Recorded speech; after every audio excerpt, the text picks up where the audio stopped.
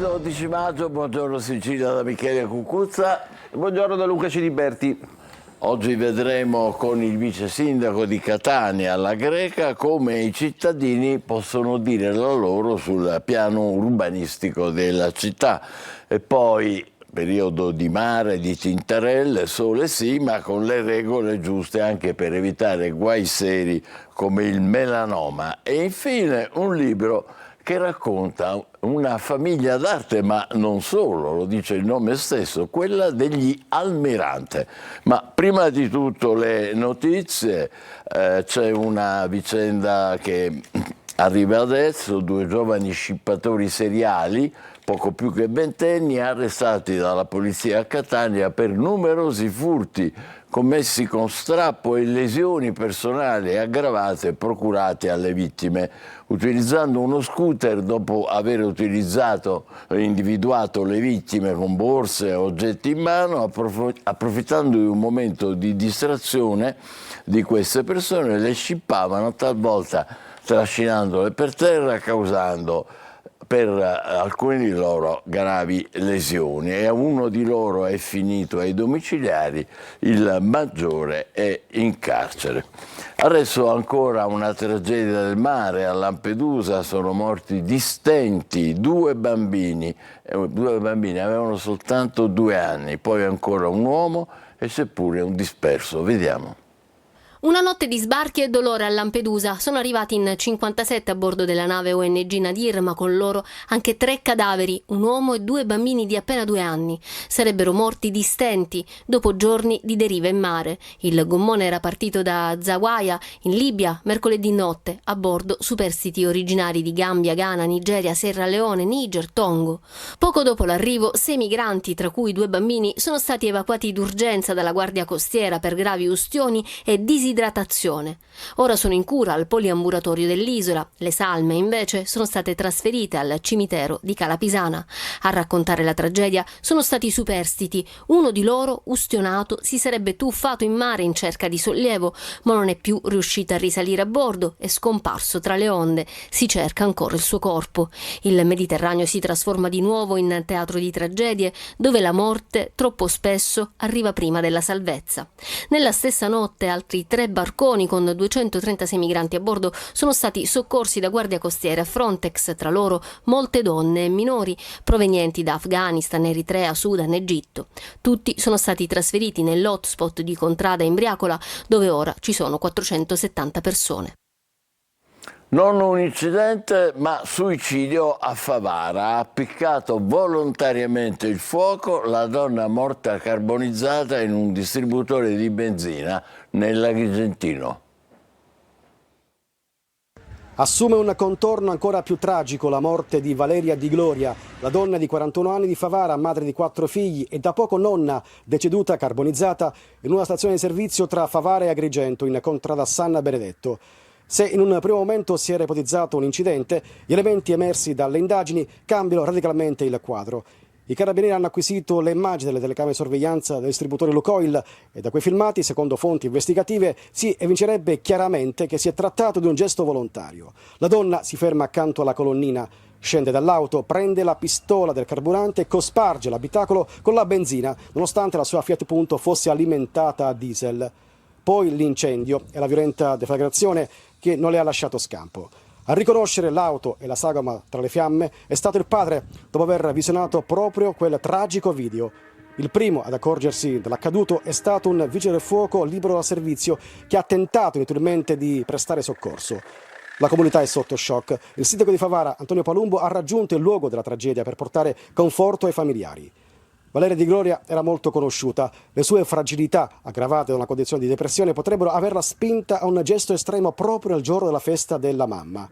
Una tragedia che ora la procura dovrà ricostruire fino in fondo per dare risposta ad una famiglia devastata dal dolore e ad una città ancora incredula. Raccontano queste 2 sciagure. Grazie Michele, allora partiamo proprio dall'ultimo servizio che abbiamo sentito. A Favara la madre di 5 figli, eccolo qua, vediamo sulla Sicilia l'articolo, la madre di 5 figli muore carbonizzata, come diceva il servizio era molto conosciuta, l'auto di una 41enne va a fuoco in un'area di servizio. In realtà diciamo in una tranquilla domenica nell'Agrigentino diciamo, è arrivata questa notizia, poi approfondita appunto, il video del distributore scopre subito un'altra verità, quindi non un incidente ma un suicidio legato alla depressione. Il corpo, diciamo, tutti gli accertamenti, dopo tutti gli accertamenti il corpo è stato riconsegnato alla famiglia e i funerali di questa donna sono fissati alle 15:30 di oggi pomeriggio. Poi parliamo invece della tragedia del mare a Lampedusa, orrore nel gommone, restiamo sulla Sicilia, 2 bimbi e un uomo morti di stenti, le vittime hanno 2 anni, i genitori sotto shock, all'hotspot c'è anche un disperso. Ripresi gli sbarchi, questa è ovviamente l'altra notizia, sono arrivati 293 migranti sull'isola delle Pelagie. Una notizia che viene ripresa anche dai quotidiani nazionali per il peso, per la gravità appunto della notizia. Questa è Repubblica, 2 bimbi morti di fame e di sete, tragedia sul gommone, avevano entrambi 2 anni, deceduto anche un 30enne. Le testimonianze sono toccanti, ecco, intanto la foto, qui si vede la foto diciamo avvistato dalla ONG tedesca, quindi la prima immagine di questo gommone alla deriva, si vede nel riquadro, eccolo qua, nel cerchietto rosso, ma poi le testimonianze, devo dire, sono veramente toccanti. Qui parla il responsabile del centro d'accoglienza, i genitori appunto dicono sono sotto shock, i nostri psicologi li stanno assistendo, e poi le testimonianze di chi era in quella barca, ci avevano detto che saremmo arrivati al massimo dopo 1 giorno e mezzo, ma non è andata così. Dopo 1 giorno il motore si è fermato e il gommone ha cominciato ad andare alla deriva. Non avevamo un riparo, cercavamo di proteggere il bambino e di coprirlo, ma il sole era forte e non avevamo abbastanza acqua. Quel poco che rimaneva glielo abbiamo dato, poco alla volta. Lui piangeva, poi ha smesso di piangere e non si è mosso più. Davvero toccante questa testimonianza. Ancora sulla Stampa, bambini morti di fame di sete sul gommone alla deriva, 500 le vittime da gennaio, sono morti silenziose di questo dramma ovviamente della migrazione. Anche qui in questo caso c'è una testimonianza, la testimonianza di un medico di Médecins Sans Frontières che si chiama Montalto, questa dottoressa Chiara Montalto sottolinea appunto come da assassini, insomma, mettersi in viaggio con questi bambini. Guardi, un bambino dovrebbe bere almeno 1 litro d'acqua al giorno, stando molte ore sotto il sole, anche a picco, e qui insomma poi il racconto è anche un altro, cioè questi migranti, molti superstiti, erano ustionati dal mix di benzina e sale, quindi soprattutto le donne, il disperso infatti sembra si sia buttato in acqua proprio per, diciamo, cercare il refrigerio. Sì. A te Michele, prego la linea. Grazie. Allora, ancora sofferenze di altro genere, ma un dolore senza fine comunque, è quello dei familiari delle 3 vittime della sparatoria di Monreale. Marco Pirozzo, che è il fratello di una delle 2 vittime, delle 3 vittime, scusate, scrive a Mattarella e a Meloni lamentando che lo Stato è assente. Il dolore non trova pace per i familiari dei 3 giovani uccisi nella sparatoria di Monreale del 27 aprile. Con una lettera a Marco Pirozzo, fratello di una delle 3 vittime, si rivolge al Presidente della Repubblica Sergio Mattarella. Da siciliano, da uomo delle istituzioni, da fratello, so che lei conosce bene il dolore di una perdita brutale e ingiusta. Le chiedo di farsi portavoce del nostro appello e di aiutare a trovare soluzioni concrete per onorare tutte le vittime di queste violenze insensate. Il suo appello anche alla Premier Giorgia Meloni. Oltre al dolore, sento con un'amarezza profonda, dice Pirozzo, l'assenza di vicinanza da parte delle massime autorità dello Stato. Nessuna parola, nessun gesto, nessuna attenzione da chi dovrebbe rappresentare e tutelare ogni cittadino. Nella sparatoria di Monreale sono morti Massimo Pirozzo, 26 anni, Andrea Miceli, anche lui 26 anni, e Salvatore Turdo, 23 anni. 2 i fermati accusati di strage, Salvatore Calvaruso, 18 anni, e Samuele Acquisto, di 19, entrambi del quartiere Zen di Palermo. Ancora nella lettera si legge: il vuoto lasciato da mio fratello è devastante per me, per la mia famiglia, per la sua ragazza, che lo ha tenuto fra le braccia negli ultimi momenti di vita. È un dolore che non si colma, una ferita che non si rimargina. Rivolgendosi a Mattarella e Meloni, Marco Pirozzo aggiunge: vi chiedo, a nome della mia famiglia, delle famiglie delle altre vittime, di intervenire con urgenza. Il mondo è cambiato e lo Stato deve adeguarsi con risposte forti, decise e concrete. Come ogni lunedì lo spazio al calcio, il Catania perde con il Pescara 1-0, segna Merola a pochi minuti dal 90°. Per accedere al prossimo turno gli etnei dovranno andare a vincere in Abruzzo con 2 reti di scarto. Vince il Pescara all'andata del primo turno della fase nazionale dei playoff, decide Merola nel finale. Adesso all'Adriatico mercoledì il Catania sarà costretto a vincere con 2 gol di scarto per passare. L'atmosfera al Massimino è di quelle da grande evento, i giocatori la respirano fin da quando sono ancora in pullman e vengono accolti prima di arrivare allo stadio dai tifosi. Toscano comincia con la stessa formazione di partenza di domenica nel vittorioso match, terminato 1-0 col Potenza. Il Catania parte forte, conquista un angolo e poi va al tiro di poco alto con Stoppa. Nel finale di tempo gli etnei costruiscono una serie di occasioni, recuperano palla con Jimenez che entra in area e lascia partire un sinistro angolato che finisce di poco fuori. Poi è Stoppa ad andare alla conclusione, parata da Plizzari. Il Catania continua a spingere, ci prova anche di tacchio, di testa su cross di Inglese, ma il pallone si perde sul fondo. Nella ripresa Toscano inserisce dal Monte Sturaro la prima vera occasione per il Catania su punizione di Stoppa. Inglese da posizione favorevole decide di colpire al volo di sinistro invece che di testa e manda alto, ma il Pescara alza il baricentro rispetto al primo tempo. Dal piede di Stoppa i rossazzurri costruiscono un'altra palla gol importante. Sul cross dell'attaccante etneo una deviazione favorisce Di Tacchio che al volo impegna Plizzari.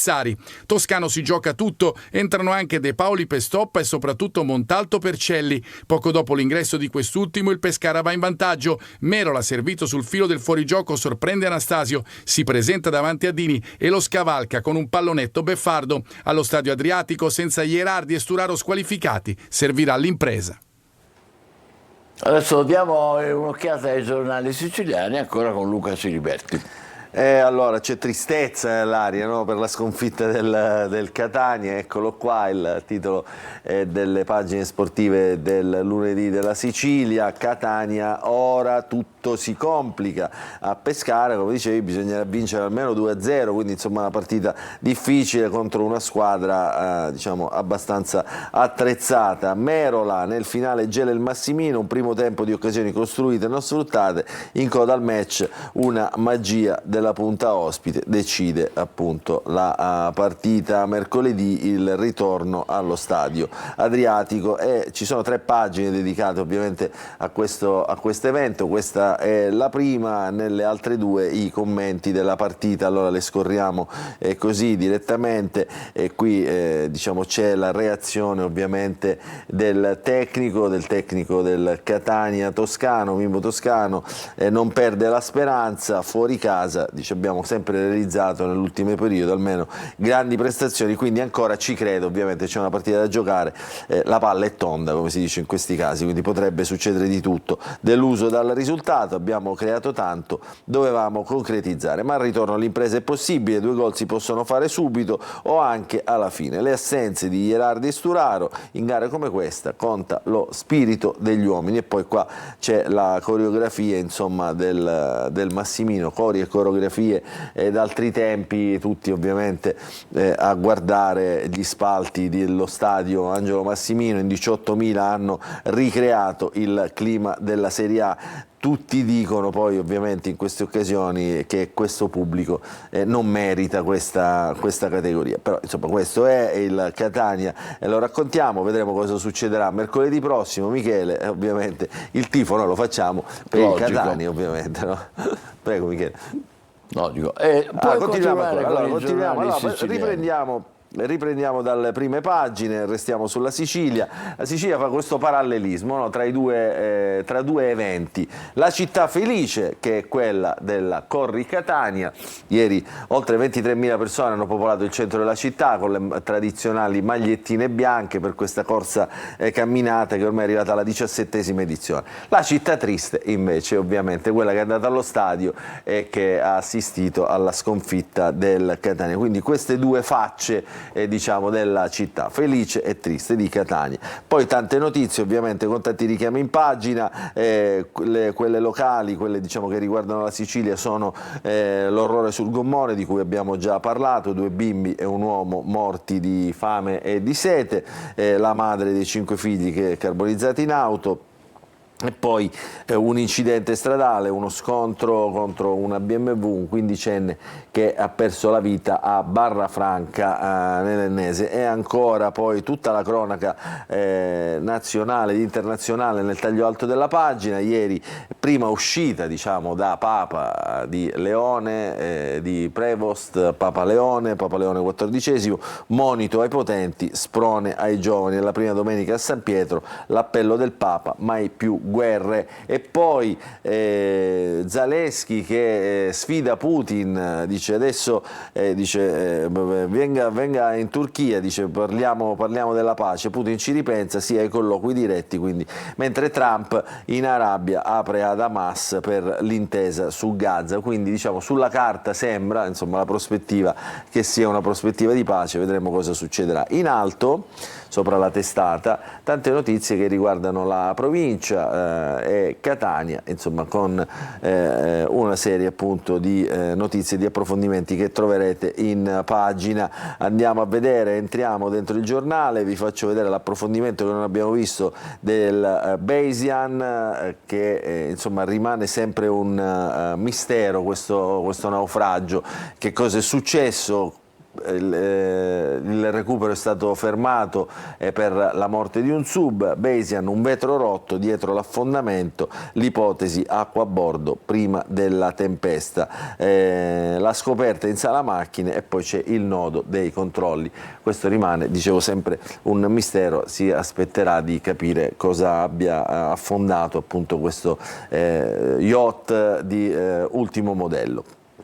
Vediamo la prima pagina della Sicilia di Catania, dicevamo la Corri Catania, festa per 23.000 catanesi, un fiume bianco di sportivi o semplici appassionati ha invaso il centro cittadino per il tradizionale appuntamento. Alla fine ha vinto soprattutto la voglia di aiutare il prossimo, questa era una corsa di solidarietà. A Librino, emergenza abitativa, al via il nuovo cantiere per 64 alloggi popolari, anche queste notizie che riguardano ovviamente Catania. E poi ieri c'era, oltre alla Corri Catania in centro, anche il Lungomare Fest, il lungomare chiuso alle auto, quindi chi non è andato diciamo, a passeggiare al centro di Catania è andato al lungomare a godersi il mare, la giornata di sole. Quindi lungomare, ieri la festa delle famiglie arcobaleno, questa città è aperta. E poi ancora tante notizie di cronaca, controlli della polizia a San Berillo, guardate qui, litigano in 2, uno accoltella il rivale e lo ferisce, catturato a poche ore dopo la rissa scoppiata in via Garibaldi, che è stata ripresa ed è diventata social attraverso un video. Ancora Mister Bianco, Caltagirone, pedale, insomma tante notizie che come detto riguardano la provincia di Catania. Vediamo invece il Giornale di Sicilia, altra testata, e caccia a mezzo miliardo, si apre quindi con un tema regionale, di politica regionale. La regione perde 500 milioni dal taglio dell'IRPEF e chiede ristori a Roma. Poi Palermo, sui rifiuti, le periferie ribelli, qui insomma c'è una ritrosia refrattaria alcune periferie, Borgonovo e CEP, soprattutto alla raccolta differenziata, con percentuali vicine allo 0%, significa che nessuno fa la raccolta differenziata, cioè neanche ci provano, proprio questo è il vero tema. Ancora poi tante notizie insomma in prima pagina che riguardano lo sport, il calcio nazionale, il campionato e l'appello del Papa, cessate il fuoco. Questo è il Giornale di Sicilia. Andiamo a vedere la Gazzetta del Sud. con 3 notizie, tutte di cronaca, che sono messe in taglio alto sopra la testata. Questa è nazionale, l'omicidio evaso, si toglie la vita, trovate il cadavere della collega, si è lanciato da una terrazza del Duomo di Milano, era ricercato, insomma, una notizia che riguarda appunto un detenuto in fuga che aveva accoltellato un dipendente dello stesso hotel nel quale lavorava in permesso, quindi una notizia insomma abbastanza cruenta. E poi il tragico gesto di Favara e i 2 bambini di 2 anni morti di fame e di sete sul gommone.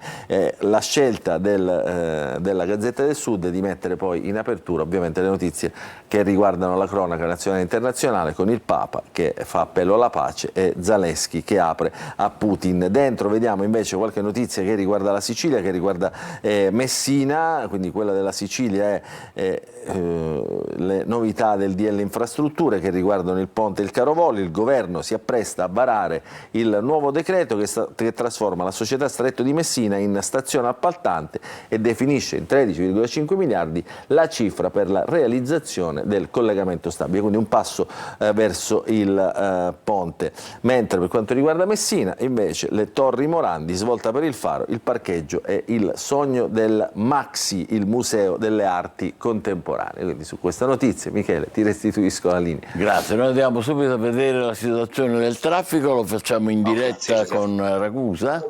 L'assistente capo Luigi Campochiaro, vediamo se è in collegamento. Sì, buongiorno, benvenuto, ci dica pure. Direttore, buongiorno, un buongiorno dal compartimento della Polizia Stradale della Sicilia Orientale. Vediamo qual è la situazione per questo lunedì mattina sulle strade di nostra competenza. Per quanto riguarda la A18 Messina-Catania, tra lo svincolo di Alpireale e la barriera di San Gregorio, a causa di cantieri stradali abbiamo alcuni rallentamenti in entrambe le direzioni.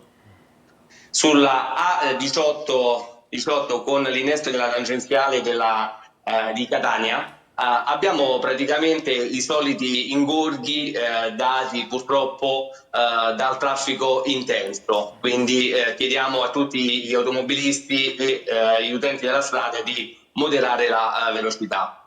Sulla A18 Catania-Siracusa-Modica, tra Avola e Cassibile, permane il divieto di transito in direzione nord verso Siracusa, il divieto appunto per i veicoli superiori alle 7,5 tonnellate.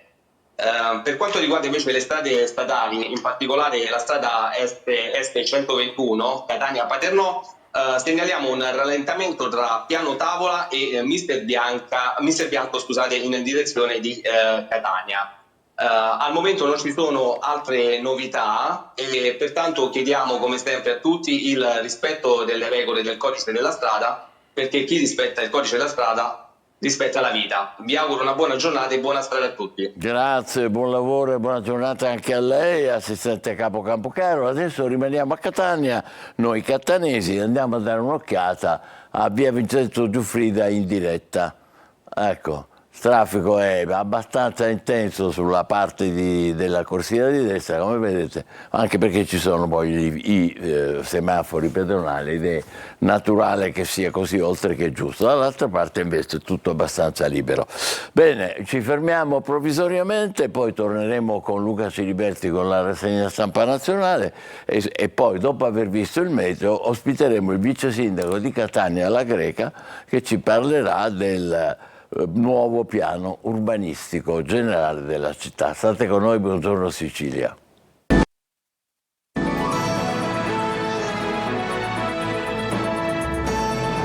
Buongiorno Sicilia, è il momento della rassegna stampa nazionale con Luca Ciliberti. Grazie Luca. Grazie Michele. Allora, oggi andiamo a sfogliare come sempre i quotidiani nazionali per scoprire, insomma, per interpretare le notizie delle ultime ore. Cominciamo con il Corriere della Sera. Su tutti ovviamente c'è il racconto diciamo possibile, probabile vertice di pace tra Zelensky e Putin in Turchia, si fanno dei passi avanti, e poi ovviamente la prima uscita del Papa, anche in continuità. Il Papa parla come il Papa precedente, parla di pace e spinge per la pace, quindi per la fine delle guerre. Allora, Zelensky e Putin, sì al vertice.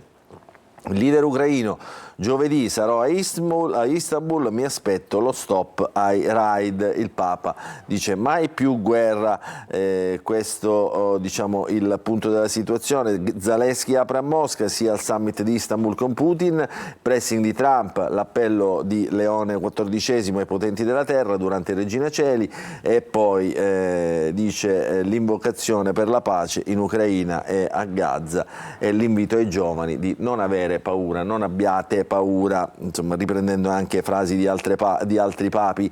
I volenterosi, l'Italia, risponde Tajani a Kiev, noi già al lavoro per ricostruire, quindi qualcuno li ha accusati, ha accusato il governo italiano, diciamo, di mancanza di presenza e quindi personalità proprio in questo vertice. Si è votato in Albania, Rama in testa verso il quarto mandato con percentuali altissime diciamo, rispetto agli avversari politici. Questi sono i principali titoli del Corriere della Sera. Andiamo a vedere la Repubblica. Zelensky apre a Putin, il presidente ucraino pronto a incontrare il leader del Cremlino, ma accetti subito la tregua verso vertice di Istanbul per negoziati diretti. Erdogan dice una svolta storica, spinge ovviamente Trump. Qui c'è la foto del Papa che spinge per la pace, dice sia giusta e sia vera e duratura. Questo è ovviamente le parole del nuovo Papa Leone XIV.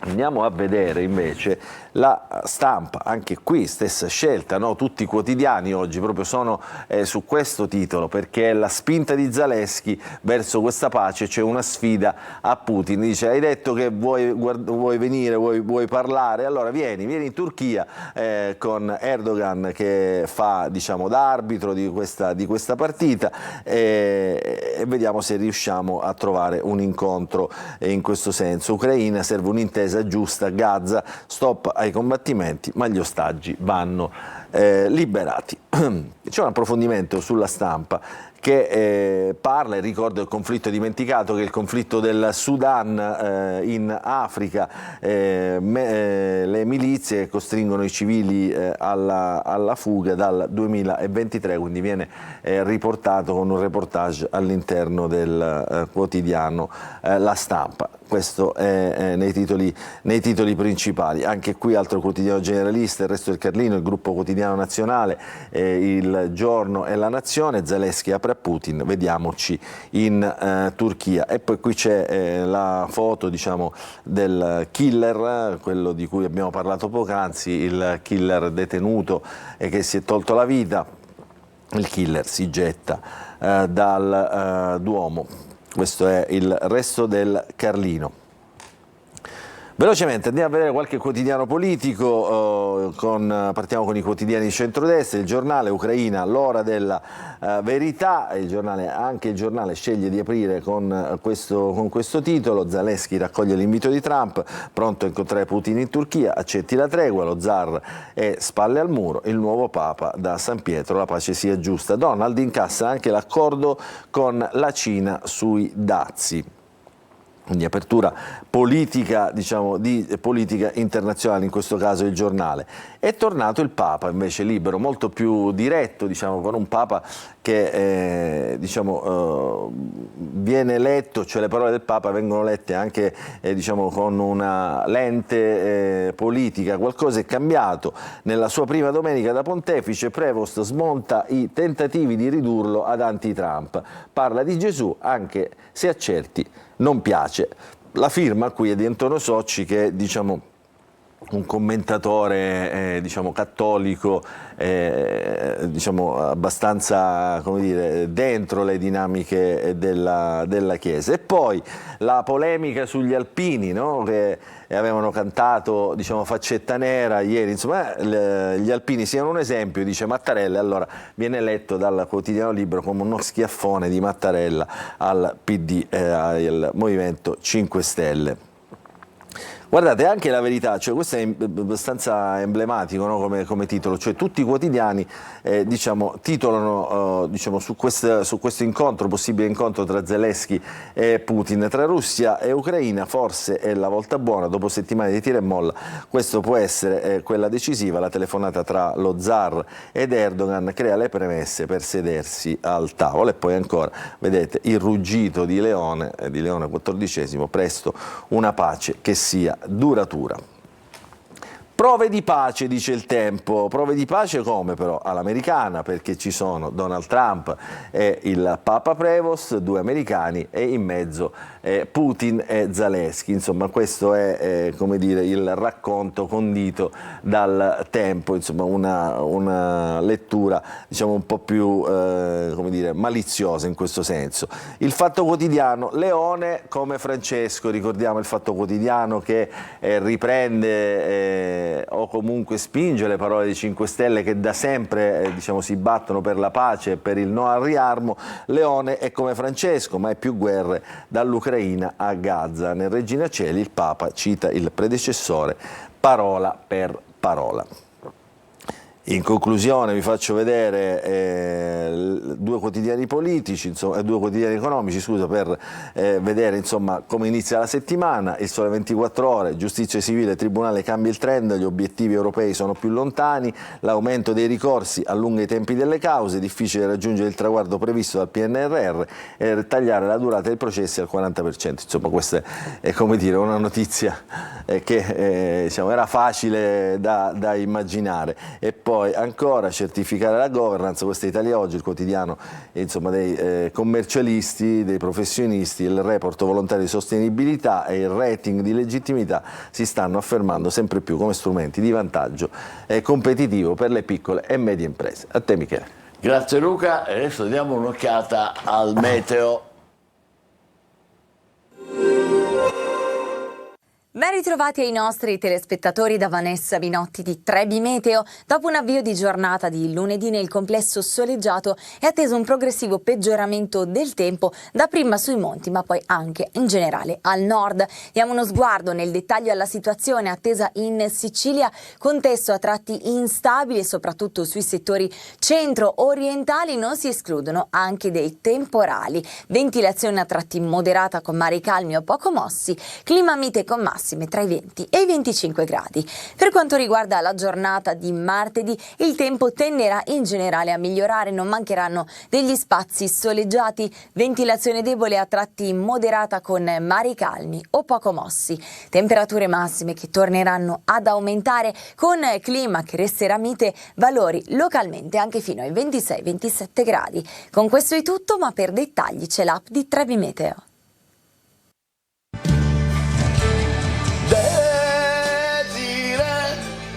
Ma quando cucini tu con me, Desiree, l'assaggio è l'immenso per me.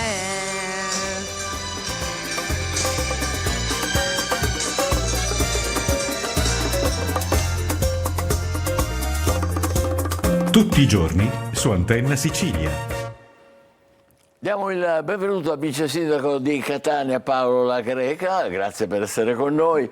Vogliamo parlare di una cosa importantissima, il nuovo piano urbanistico generale della città, che ha obiettivi ambiziosissimi, che ora vi dico, e poi anche un metodo assolutamente nuovo e innovativo. L'obiettivo è trasformare Catania in una città moderna che sia in grado di rispondere alle sfide climatiche, ridurre il consumo di suolo, occuparsi del verde, rilanciare l'economia locale. Obiettivi ambiziosissimi, musica per le nostre orecchie, caro vice sindaco. Indispensabili per poter restituire a Catania il ruolo di grande città non solo del Mezzogiorno, ma anche di una grande città del Mediterraneo che ha necessità di ritrovare uno slancio importante a partire dalle sue economie urbane, e il piano urbanistico generale certamente in questo senso è un'occasione importante. Ora vedremo come. Intanto diciamo che c'è una novità, direi quasi assoluta, che è il coinvolgimento dei cittadini catanesi. È cominciato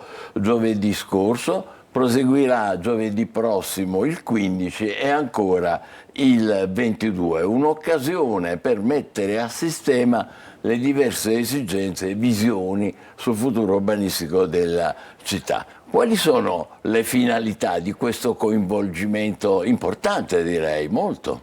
L'urbanistica è una disciplina che ha certamente un risvolto importante sul piano tecnico, ma la cosa importante nel momento in cui si costruiscono gli scenari per una nuova pianificazione, che non è un atto meramente amministrativo burocratico, ma è una proiezione di futuro, e quindi necessariamente deve essere partecipata, deve essere condivisa con coloro che materialmente vivono la città e ne sono protagonisti. Ecco che il momento dell'ascolto, della partecipazione nel costruire questo scenario è importante. Lo stiamo facendo, come diceva bene, attraverso un forum, non solo il forum, chiunque può già mandare perfino dal 17 aprile dei documenti, delle richieste, delle proposte nel sito dedicato sul Comune di Catania.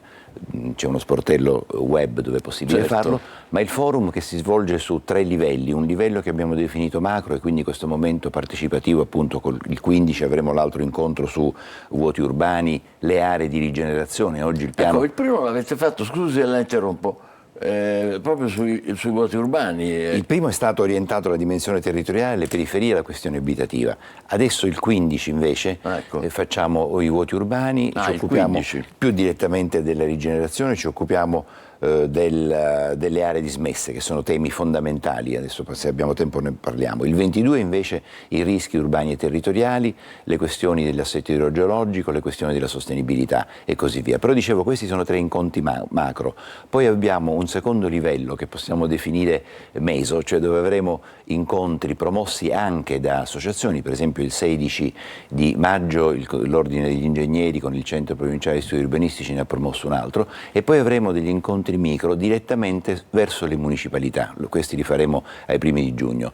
I 6 presidenti delle municipalità sono stati coinvolti, hanno proposto e proporranno degli incontri. Raggrupperemo le 6 municipalità in 3 tornate, in maniera tale che ciascuna delle municipalità potrà muoversi anche invitando direttamente delle persone che sono delle associazioni o delle categorie che sono in qualche modo direttamente coinvolte nelle attività dei quartieri. Quindi un ascolto a 360 gradi. Lo sportello online, ha detto, è già attivo? È già attivo, e abbiamo già molte proposte che stanno arrivando, quindi adesso si tratterà poi di quello coordinare. Il Comune di Catania? Comune di Catania, sul sito del Comune di Catania, direzione urbanistica, è possibile registrarsi e inviare delle proposte. Perfetto. Leggo nella vostra pianificazione di questi incontri nuovi e importanti l'obiettivo di arrivare a un accordo definitivo tra amministrazione e stakeholders. Scusi l'ignoranza, ma che vuol dire? I stakeholder sono tutti coloro che a vario titolo possono avere interesse nel processo di pianificazione, dagli stakeholder forti, gli imprenditori, i costruttori, le associazioni di categoria, a quelli più deboli, a coloro che hanno poca possibilità di farsi ascoltare, le associazioni di quartieri piuttosto che i singoli cittadini. Allora il tema è proprio questo, quello di creare una condizione di comfort zone all'interno della quale sia possibile confrontarsi in maniera paritetica. Catania, purtroppo, lo diceva lei all'inizio, ha poca familiarità, se non nell'ultimo periodo, in cui per esempio nel caso dell'esperienza che abbiamo avuto per il cosiddetto decreto Caivano ci sono state delle associazioni, anche partendo dal basso, delle aggregazioni più o meno spontanee o costruite, che hanno contribuito in maniera notevole anche a costruire le idee per questo esempio. Ad alcuni è piaciuto, ad altri è piaciuto meno. Il problema è tornare a confrontarsi, provare ancora una volta a costruire insieme un processo decisionale. E la riunione precedente ha fatto emergere qualcosa di significativo? Assolutamente, sono tornati sulla questione abitativa i grandi temi. Catania ha una questione importante di emergenza abitativa su 2 livelli, non soltanto sul livello dei meno abbienti, quindi ancora un bisogno forte di edilizia residenziale pubblica, ma anche questa grande zona grigia, coloro che in qualche modo hanno uno stipendio, ma se magari si trovano, non so, una coppia che si separa, un vedovo o una vedova che rimangono soli, ecco, passare da una condizione di sufficienza, una condizione di incapienza è estremamente facile. Queste fasce vanno pure tenute in conto molto, c'è una grande domanda di housing sociale, c'è una grande domanda di possibilità di creare condizioni di edilizia residenziale pubblica anche nelle aree centrali. Non è facile evidentemente, ma bisogna lavorare molto anche con le aree di proprietà pubblica. Stiamo facendo un lavoro importante con il Demanio, per esempio, per un piano città dove si mettono a sistema le aree di proprietà pubblica demaniali, regionali, nazionali e comunali per tentare di poter dare delle risposte immediate. Volendo approfondire il prossimo incontro, quello di giovedì 15? Rigenerazione urbana e aree dismesse, che sono i grandi temi sui quali appunto possono trovare spazi. Il 22 invece il 22 rischi, resilienza urbana, sostenibilità, aspetti idrogeologici. E il grande tema per esempio delle piogge estreme, delle condizioni nuove, dei cambiamenti climatici, di un nuovo modo di costruire le infrastrutture assieme ad una pianificazione attenta a poterle recepire. Ecco, tutti questi aspetti che sono indispensabili per Catania, che poi è una delle città a maggiore rischio sismico in Italia, e quindi bisogna trovare delle disposizioni e delle misure per poterlo fronteggiare in maniera adeguata. E tutto questo sarà integrato in un documento? Assolutamente. L'amministrazione comunale ha già emanato l'atto di indirizzo, che è appunto quello dal quale lei prendeva alcuni spunti, che è un po' un modo per tracciare una via, la strada che dovrà essere poi seguita nella fase di redazione del documento preliminare, che è il primo dei due passaggi per il piano urbanistico generale che segue il documento preliminare. Ragionevolmente il documento preliminare deve essere costruito attraverso degli studi propedeutici, che sono lo studio geologico, lo studio agricolo-forestale, la valutazione ambientale strategica. L'amministrazione si è dotata di esperti che accompagneranno il processo dell'ufficio del piano nella redazione di questo documento. Insomma, abbiamo creato tutte le condizioni per cui sia veramente la volta buona. Oh, questo è l'auspicio di tutti, naturalmente.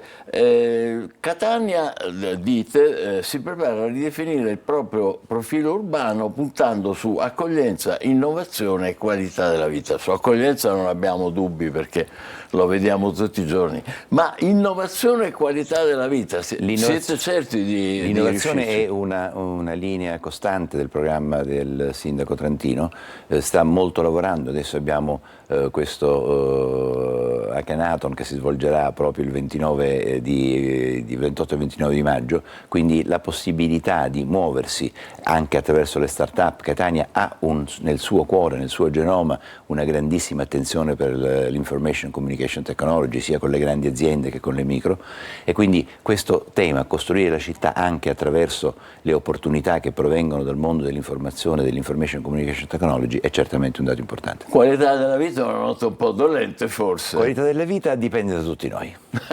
Ecco, è difficile che un piano con la bacchetta magica possa dare la qualità della vita, l'amministrazione deve fare moltissimo in questo senso, però è chiaro che si vive bene quando una città è migliore, quando offre una migliore qualità della vita ai propri abitanti e quando i propri abitanti sanno costruire le condizioni perché questa qualità della vita possa esistere. Grazie a Paolo La Greca, vice sindaco di Catania. L'appuntamento per il prossimo incontro con i cittadini al Palazzo della Cultura giovedì 15. Esattamente. Poi ce ne sarà ancora un altro il 22, sempre a partire dalle 9. Poi c'è lo sportello, ricordiamo, online del sito del Comune. E nel corso degli incontri daremo le altre date degli altri incontri micro che potremo svolgere. Bene, grazie, buon lavoro Grazie a voi. al vice sindaco. Noi tra poco parleremo di tutti al mare, ma con prudenza, perché bisogna stare attenti a esporsi ai raggi del sole. State con noi, breve pausa, buongiorno Sicilia.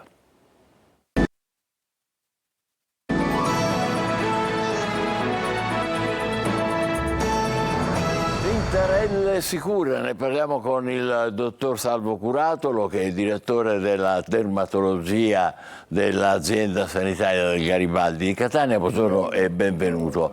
Allora, è venuto il bel tempo, più o meno, oggi non tanto. Comunque bisogna stare attenti a esporsi al sole, questo ormai è una cosa che tutti sappiamo, ma come esporsi in maniera corretta e che rischi corriamo, oltre a quello evidente di scottature o di possibili, come dire, addirittura alcuni viene anche un po' di febbre, un po' di temperatura quando c'è troppo sole. A lei, ci spiega un po'? Innanzitutto buongiorno e porto anche saluti dalla mia azienda. È vero, adesso siamo nel leitmotiv dell'estate, oggi c'è un tempaccio così un po' chiuso, però si sa, a Catania da un momento all'altro poi spunta il sole e il mare.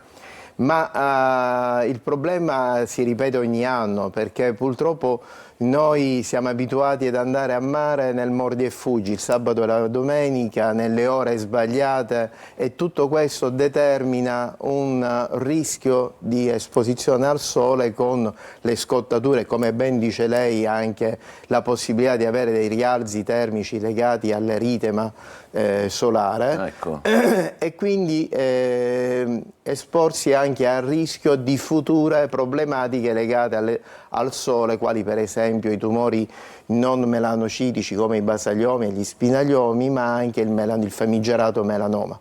Melanoma, che vuol dire, parliamone adesso e poi non ne parliamo più, sì. Che vuol dire... Il melanoma è il tumore peggiore, diciamo, esistente sulla pelle, ed è un tumore ad alta invasività che, ahimè, è determinato dalla degenerazione o di un nevo esistente, quindi congenito, perché molte volte la popolazione pensa che avere un nevo che esiste fin da bambino sia rassicurante, invece no, perché purtroppo questi nei hanno una percentuale del 10% di poter degenerare nel corso della vita, quindi vanno monitorati. E comunque le scottature e i fattori di esposizione in cui non vi è una protezione determinano fino a 5-8 volte la possibilità di degenerazione di un neo esistente o di un nuovo neo. Caspita. Attenzione, ha detto non dobbiamo sbagliare le ore. Quali sono le ore sbagliate e quindi... Le ore sbagliate sono quelle a cui generalmente tutti ci sottoponiamo, e sono le ore di pranzo, diciamo, dalle 11:30 alle 3 di pomeriggio. Tendenzialmente uno dovrebbe mettere una maglietta e mettersi sotto l'ombrellone o sotto il gazebo per non prendere il sole. Perché? Lì com'è? Perché lì c'è la maggiore incidenza di raggi solari, perché esiste l'azimut solare, quindi la perpendicolarità dei raggi e la maggiore penetranza, anche perché molti dei filtri solari in commercio proteggono dagli UVB ma meno dagli UVA. E quindi c'è il problema anche dell'esposizione. Noi non capiamo nulla, UVB, UVA, però... Gli UVB sono quelli che determinano il maggior danno a livello del DNA, perché sono più profondi, vanno a maggiore penetranza. Gli UVA sono più superficiali e sono anche quelli che in parte, diciamo, abbronzano. Ma io dico, io vado, che mi interessa, se mi metto la protezione sto a posto. Non è proprio così. Allora, si è fatto un calcolo che la protezione non è lo scudo di Capitan America, che ci protegge in maniera indiscriminata dai raggi solari. La protezione è un ausilio che ci permette di esporci con maggiore tranquillità al sole, ma tenga presente che l'SPF 50, che è quelli che tutti noi utilizziamo, è stato determinato che avere una copertura totale dovrebbe essere almeno di 60 grammi l'applicazione, che corrisponderebbe a 6 cucchiaini da caffè o da tè. Ma addirittura viene consigliata la doppia applicazione, cioè prima si mette, dopo 20 minuti, mezz'ora si rimette, perché molte volte si sbaglia a metterla in tutto il corpo, e quindi con la doppia applicazione si ha una copertura. Tenga presente che sono dei filtri che possono essere fisici e chimici, e questi filtri hanno una perdita di efficiente che è costante, perché sulla cute esiste un sistema che è il sistema tampone, che neutralizza tutto. Quindi Vanno ripetuti. Vanno ripetuti. Ma conta anche il colore della pelle, questa è una cosa che si dice poco. Conta cioè, anche certamente, anzi è la cosa più importante, perché i fototipi unici della classificazione di Fitzpatrick, che è una classificazione mondiale dove per esempio lei andrebbe a costituire il fototipo 1 perché ha una carnagione chiara, è biondo e ha gli occhi chiari, sono i classici soggetti che si bruciano ma non si abbronzano. Si abbronzano molto lentamente, devono stare sempre lì ripetutamente a stare, prima diventano rossi, poi diventano bianchi, poi diventano nuovamente rossi, ed è uno stress ossidativo importante per la melanina che sottopone anche a rischi importanti. Però anche chi ha la carnagione più scura rischia qualcosa. Certamente, anche chi ha la carnagione più scura rischia, sebbene i rischi sono minori, perché avendo un'abbondante melanina il fattore di protezione è già diverso. Sì, infatti per esempio sulla razza nera non esiste il melanoma. Ah, ecco, questo è importante. Creme nuove, ci sono delle creme nuove che sono più che proteggono di più? Allora, da sempre c'è uno studio fatto dalla American Academy dove si è visto che spesso questi protettivi solari, soprattutto di vecchia generazione, potevano produrre delle problematiche importanti. Addirittura si ipotizza che alcuni protettivi solari abbiano in qualche maniera potuto causare anche l'endometriosi nelle donne. Infatti questi protettivi solari, diciamo, di scarsa fattura, chiamiamoli così, sì, fatti un po' così, fatti un po' alla buona, di battaglia, hanno all'interno dei preparati che vengono chiamati perturbatori endocrini, che possono agire con il sistema della cute e creare delle alterazioni chimiche importanti. Quindi andare a comprare un prodotto protettivo di alta fascia in farmacia, dove il farmacista, che è un elemento qualificato a consigliare, dia per il paziente che ha davanti il prodotto migliore, è certamente importante da fare, e soprattutto, se ci sono dei dubbi, andare anche dal dermatologo di fiducia, che è l'elemento cardine che può consigliare il giusto preparato per il paziente che si ha davanti. Ma io dico, vabbè, mi sono un po' bruciacchiato, c'ho poi il doposole, mi risolve il problema. Il doposole è essenzialmente una crema idratante. Una crema idratante doposole. E ci sono Che serve o non serve? Insomma, serve perché sicuramente toglie il senso di tensione alla pelle, esatto, toglie il prurito, il bruciore, e alcuni anche pare abbiano delle attività riparatrici, ma nulla di documentato, insomma, si parla e si propaganda. Vorrei anche dire che chiaramente molti sono convinti che non avere nei sulla pelle esula da questa problematica del melanoma. Io che da 25 anni, da 30 anni ormai mi occupo di dermatoscopia e anche di interventistica chirurgica, posso dire che noi al Garibaldi abbiamo anche operato pazienti che avevano in tutto il corpo 6 nei, di cui uno era un melanoma. Quindi è vero, anche pochissimi. Anche pochissimi. È vero che il rapporto di rischio aumenta col numero di nevi, perché è chiaro che chi ha 5 nei sarà sottoposto a un rischio molto basso di melanoma, ma non è zero. E così chi ha 100 nei, 200 nei, 500 nei, altrettanto ha un rischio elevato di insorgenza di melanomi. Quindi è chiaro che oggi una mappatura dei nei è direi obbligatoria per tutti, soprattutto in quelle aree dove magari non si pensa che ci siano nevi, ad esempio tra le dita dei piedi o alle mani o al cuoio capelluto, nelle orecchie e via dicendo. Noi al Garibaldi abbiamo una tradizione chirurgica da sempre, facciamo circa 500 interventi l'anno e le devo dire che negli ultimi 10 anni la quantità di melanomi che togliamo è andata sempre ad aumentare. Trattiamo sempre la prima parte dell'intervento, facciamo l'intervento se malauguratamente il paziente ha un melanoma ed è un melanoma che ha superato il PT1A, quindi ha necessità di fare, oltre all'allargamento dei margini, anche il linfonodo sentinella, lo inviamo all'oncologia chirurgica del Garibaldi Inesima, dove c'è il nostro referente che è il dottore Asero, che si occupa del linfonodo sentinella, mentre se deve fare solo la radicalizzazione la teniamo da noi e lo facciamo noi. Torniamo, dottore, alle abitudini di chi va al mare ogni tanto. Occhiali da sole e cappello, è vera sta cosa?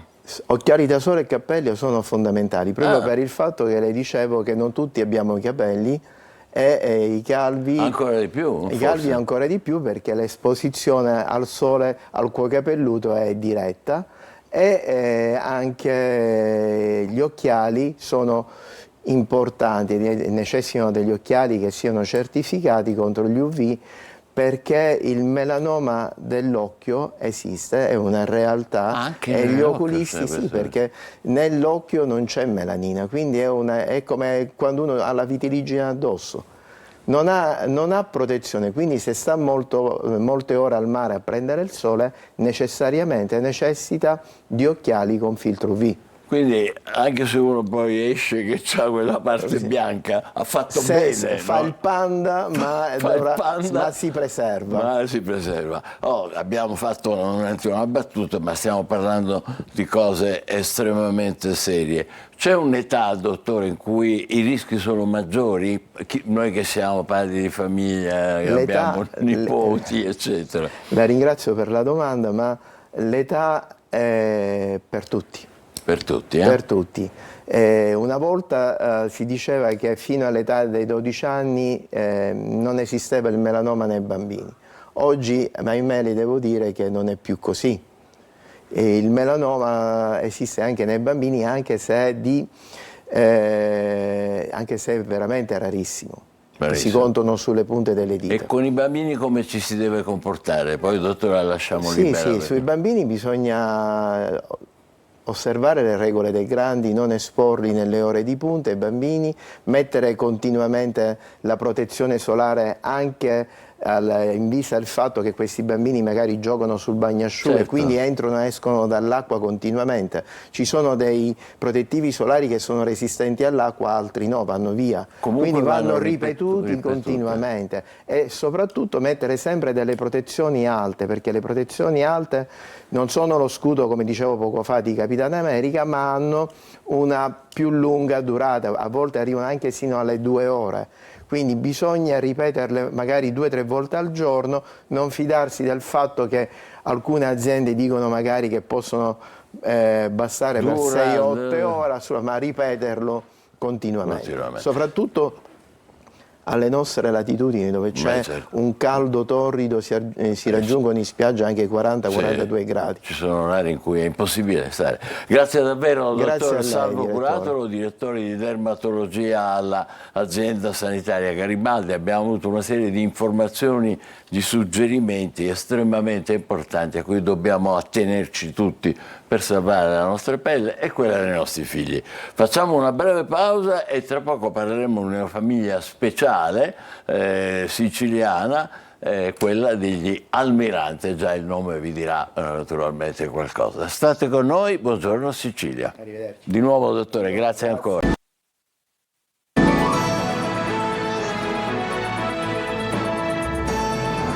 Diamo il benvenuto a Pasquale Almirante, che è uno scrittore e autore, e in questo caso la sua opera più recente è Da Pasquale a Giorgio Almirante, storia di una famiglia d'arte. Ma uno dice, Giorgio Almirante che c'entra con l'arte? Appunto, questo è un Almirante a parte, diciamo così. Ecco. È figlio d'altra parte di un grandissimo attore, un grandissimo regista, di Mario. Mario Almirante fu uno dei più grandi registi del cinema muto che abbiamo avuto, insomma. Allora, l'editore Marsilio, forse l'ho già ripetuto, cominciamo con una dinastia teatrale. È una famiglia d'arte, diciamo così. Sono gli eredi del teatro dell'arte del 1600, del 700, insomma. Il capostipite è Monsignor Pasquale. Questo qua si proveniva da Napoli, un nobile che si innamorò di Elisabetta Quintavalle, venne in Sicilia, si sposò ed ebbe 8 figli. E 8 figli. Caspita, 4 maschi e 4 femmine. Dai maschi poi deriverà Michele, che sarà il papà di Giorgio. No, Michele è il papà di Italia Almirante. Italia Almirante Manzini. Scusi. Italia Almirante fu una straordinaria interprete del film di Cabiria di Pastrone. Fu la sofonisba nella Cabiria di Pastrone, uno dei più grandi, anzi il più grande colossal del cinema muto che sia stato mai realizzato, e sul quale pare che poi i colossal del cinema americano si siano ispirati. E Pastrone fanno delle innovazioni più straordinarie in questo film. Fra l'altro, parliamo un attimo, torniamo un momento indietro. Parliamo di Elisabetta Quintavalle che lascia, come dire, la sicurezza patrizia e diventa capocomico. È Pasquale che lascia la sicurezza patrizia e diventa capocomico sposando Elisabetta Quintavalle, che fra l'altro Elisabetta è zia di Francesca Quintavalle, che è la madre di Rosina Anselmi. Però, certo, no, fra loro queste famiglie d'arte, queste famiglie di attori girovaghi, fra loro si incontravano, si sposavano, quindi avevano figli, ma fra questi c'è i Malbica, i Menichelli, Pina Menichelli, la famosa attrice del cinema muto, anche lei. Qua io leggo Campagna, Rosa. Campagna, la Rosa. Dall'est. E che giravano i girovaghi, vero? E poi facevano, appunto, giravano i teatri della Sicilia e dove arrivavano facevano figli, per cui abbiamo queste qua che sono nate un po' dovunque in Sicilia. E avevano questo ruolo, ma guardi, probabilmente il ruolo che ebbero più significativo nella loro storia è il seguente, perché li trovo a incominciare dal 1930-35. Il ruolo importante che ebbero è questo, cioè portarono in Sicilia l'idea di nazione, quindi di risorgimento in un'isola nella quale questi principi praticamente non c'erano. E quindi nei teatri dove questi qua si rappresentavano la loro tragedia, la loro commedia, la loro arte, generalmente portavano delle commedie che trattavano questo argomento, quindi della patria, dell'unità, eccetera. Tant'è che i 2 figli, Pietro, il papà di mio nonno, lo voglio sottolineare, e Michele, il papà di Italia, si arruolarono con Garibaldi, l'esercito garibaldino, ma entrarono appunto come volontari. E poi, vabbè, una serie di vicende che nel libro sono narrate. Abbiamo parlato di Michele e di Pietro, poi c'è Giuseppina. Giuseppina, che anche questa qui è attrice di grande rilievo. Nunzio è il papà, appunto, il papà di 2 grandi attori, di Luigi Almirante fu il primo interprete dei 6 personaggi in cerca autore di Pirandello. Cioè il famoso, quando fu rappresentato al Teatro Valle nel 1921, fu fischiato. E lui era là, fu poi il primo interprete, fra l'altro è stato ripreso anche dagli studi pirandelliani, dagli esperti che si occupano di studi pirandelliani, è stato ripreso perché racconta tutte le vicende legate a questa commedia, quando Pirandello gliela portò, come la interpretò e la meraviglia che ebbe quando lesse, lui lo chiama il copione, questo libro mi interessò e tutta la notte non dormì per leggerlo. Poi il giorno dopo chiamò gli attori e fu rappresentata questa grande commedia, perché d'altra parte rompe gli schemi del teatro borghese. Come ha detto lei, la prima uscita è stata disastrosa. Fu disastrosa. Qua però, ci sono delle interpretazioni diverse, perché sembra che effettivamente si siano creati 2 partiti, che allora era molto facile che si creassero partiti nelle commedie, nella rappresentazione di commedie. E quindi ebbe la meglio il partito avverso. Però la seconda rappresentazione poi si capì di che cosa era. E Ernesto Almirante? Ernesto Almirante lo troviamo come attore con Fellini. Fellini? Con Fellini, sì signora, ma lo troviamo anche con Guardi e Ladri, era il papà di Totò. Guardi e Ladri, un caratterista. Ma poi ci sono Giacomo e Mario ancora sempre nel cinema. Sì signora, Giacomo, tra l'altro fu nel sindacato nazionale degli attori. E Mario, guardi, su Mario c'è una storia che è lunghissima, che è bellissima, che è grandiosa. In pratica il primo nudo nel cinema mondiale, niente meno, primo nudo documentato eccetera, fu realizzato da Mario Almirante in un film Stella del cinema, per conto della Cines. C'è una ragazza che entra negli stabilimenti Cines e quindi gira per capire come si svolge oramai, come sono fatti i film con l'avvento del sonoro, e apre una porta e dietro questa porta c'è una donna nuda che si fa la doccia. Il primo nudo della storia del cinema. Ma che anno siamo più o meno? Siamo 1930. Aspetta. E poi lui passa inspiegabilmente dalla regia, passa al doppiaggio. Dumbo di Walt Disney, il direttore del doppiaggio è Mario Almirante. Per questo lo dico, un personaggio straordinario, un grande artista che però rimane sconosciuto, rimane quasi all'angolo della storia del cinema. È bellissimo che un personaggio come lei rievochi un po' poi c'è un'altra cosa che le voglio dire a proposito di Italia Almirante. Su Italia Almirante ci sono l'Enciclopedia Treccani, non stiamo parlando di così un manuale eccetera. Su Italia Almirante finalmente abbiamo saputo quando morì e come morì, perché finora si è detto che sarebbe morta per colpa di una puntura di un insetto velenoso, invece morì perché poveraccia ebbe un tumore al seno.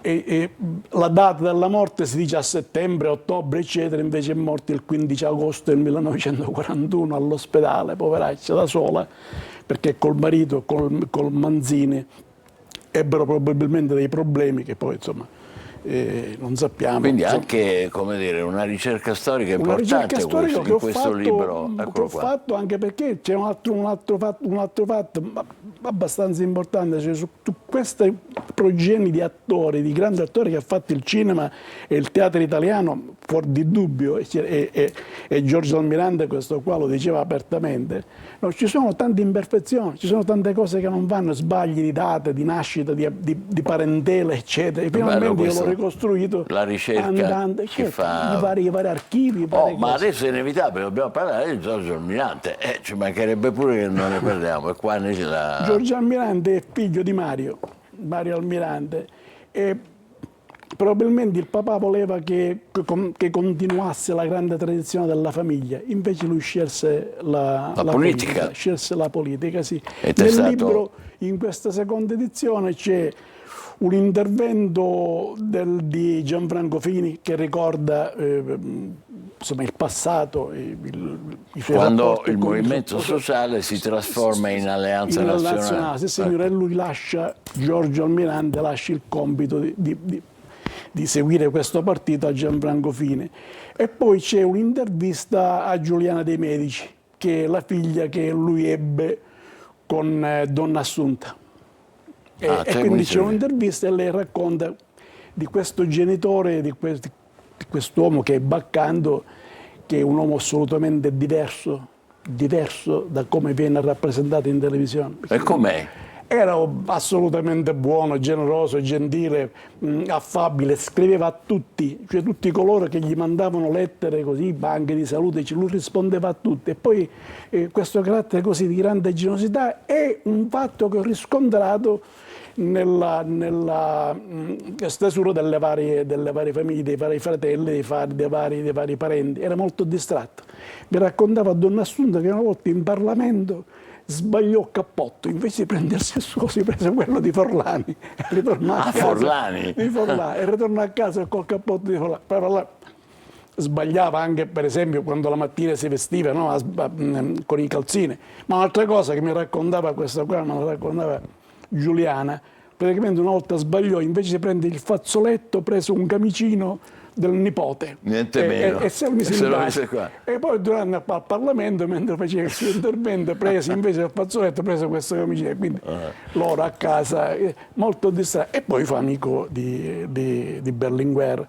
Questo qui ho dato ormai abbastanza noto, perché entrambi, sia Berlinguer sia Almirante, Berlinguer per un motivo era attaccato e minacciato dall'estrema sinistra di morte, e lo stesso Giorgio Almirante era minacciato dalla destra di morte perché non avrebbe seguito le indicazioni che l'estrema destra voleva. Infatti si riunivano spesso ogni venerdì, e ne parla il direttore, il presidente del Fatto Quotidiano, ne parla anche lui, ma d'altra parte oramai il dato è uscito, ne parla anche Gianfranco Fini, e si riunivano per capire come fare per proteggersi da questi attacchi di questi estremisti. Erano anni terribili, gli anni del terrorismo e gli anni degli attentati. Anche questo è dentro questa bellissima corsa dentro una famiglia di artisti, che poi ha prodotto però anche un politico importante, importantissimo come Giorgio Almirante. L'autore è qua, Pasquale Almirante, si chiama Da Pasquale a Giorgio Almirante, storia di una famiglia d'arte, editore Marsilio. Complimenti e grazie per essere stato con noi. Adesso è il momento del nostro almanacco. Oggi, 12 maggio, si festeggia la giornata internazionale degli infermieri. Questa data è stata scelta in onore della nascita di Florence Nightingale, fondatrice delle scienze infermieristiche moderne. Gli slogan proposti in oltre un decennio ribadiscono tutti la scelta di stare dalla parte del cittadino. A partire dal 1992 la Federazione Nazionale Collegi IPASVI sostiene la giornata internazionale dell'infermiere anche con la diffusione di manifesti che sottolineano l'impegno degli infermieri italiani sui temi della solidarietà e dell'alleanza con i pazienti e le loro famiglie. Oggi parliamo di motori. Molti scienziati, tecnici e ingegneri stanno lavorando al primo prototipo di macchina volante. Da Ritorno al futuro a Harry Potter, questo veicolo sembra appartenere ad un mondo utopico, magico ed in qualsiasi caso distante dalla realtà. Un video pubblicato da Aleph Aeronautics, la startup statunitense che ha progettato il prototipo di auto volante, mostra uno dei primi test a San Mateo, California. L'auto decolla da ferma, si solleva e vola a bassa quota sopra la città. Non è ancora possibile dire con precisione quando e se sarà disponibile, ma di certo si presenta subito davanti a noi un problema reale, cioè quello della regolamentazione del traffico su 3 dimensioni e non più su 2.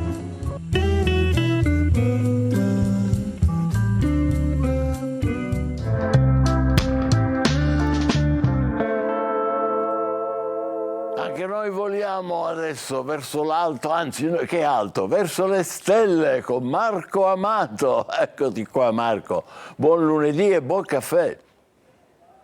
E buongiorno Michele, ben ritrovato, buongiorno Cecilia.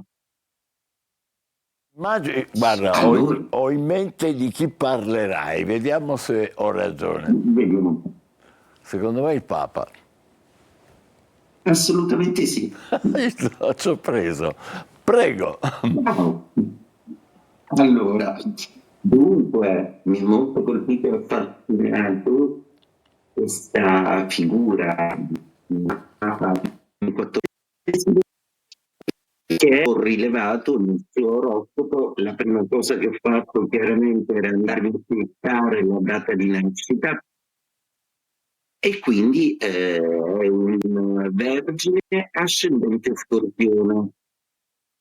Ma quello che è rilevante nel suo oroscopo più in particolare è assolutamente il fatto che il suo mediocelo è il Leone.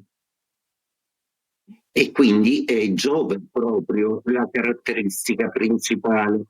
Giove nell'oroscopo è quello che dà assolutamente la grandezza, la gloria. E quindi era quasi assolutamente automatico nel suo oroscopo che sarebbe divenuto a delle condizioni incredibilmente grandi ed insigni. Una grande capacità d'analisi, ma soprattutto la magnanimità. Quindi mi ha sentito da questa parte che proprio nel segno del Leone ha ben 3 pianeti, tra cui Giove, di essere assolutamente un magnifico padre della Chiesa. E dunque oggi inizio la settimana con una stupenda luna piena Scorpione. e per cui l'Ariete è assolutamente magnificato dal fatto che i valori marziani sono esaltati, per cui forza e passione. Toro è la luna piena d'opposizione, per cui il Toro dovrà assolutamente rimettere in discussione tutta una serie di faccende che riguardano il rapporto con il partner. I gemelli invece dovranno gestire un po' meglio i rapporti interpersonali, non confondersi con gli altri, ma assolutamente accettare e modulare le proprie positive punti di vista. Negli effetti in particolare si distingueranno. Il Cancro è decisamente magnificato dal fatto che la Luna è in trigono, è una Luna piena, la Luna è il pianeta del Cancro, per cui gestiranno un momento intensissimo e fortunato, quindi tanti auguri ai Cancro. Marco, perdonami Marco, sono desolato, ma purtroppo la qualità dell'audio è pessima, mi scuseranno gli ascoltatori, mancano alcuni segni e poi anche quelli che hai già citato sono stati difficilmente ascoltabili. Rimandiamo a domani e ti auguriamo intanto buona giornata e buona settimana. E chiedo ancora scusa agli ascoltatori, purtroppo soprattutto a quelli che non hanno potuto sentire l'oroscopo di oggi, di questa settimana. Allora, il 12 maggio, come oggi, però di 2 anni fa, Achille Lauro e Rose Villain incidono Fragole. Con questo brano vi salutiamo, vi auguriamo buona giornata, buongiorno Sicilia.